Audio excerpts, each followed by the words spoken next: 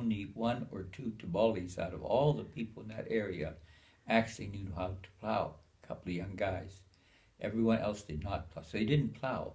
What they would do is find a place that had sunlight on it, and if it didn't, then you had to mean didn't have the ability to chop down big trees, but they could kill the trees by what do they call that? Stripping the bark off in a circle. And when they did that, the tree would eventually die. But they had no way of cutting down a big tree. Well, it would be very laborious to do that.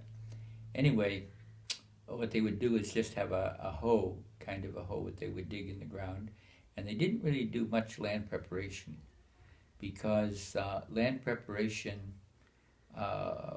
they didn't have to, for one thing. The soil was so fertile that once they cleared the ground and they just opened it up a little bit and put the plant in, the seed or a stalk, whatever they were going to grow, then that thing would just start to grow.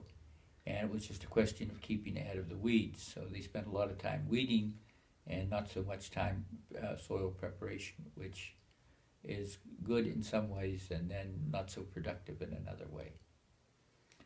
So that's when I came there that they never planted. They had what they called the tiniba. Tiniba was like a garden. It was never really like a big farm. And everything was done in a small, relatively small area. And they would, maybe 4 or 5 of the women would get together, the men would come up and they would clear the area, and then they would burn the side of the hill. That's why they always planted on the side of the hill. When the wind was right, they'd start the fire at the bottom, and the fire would burn up after they had chopped down all the vegetation, let it dry for a day, then they hit the fire. And when the fire would burn up, since it was burning up the side of the hill, it was very hot and it burned it pretty clean. Then they just went in and planted their stuff.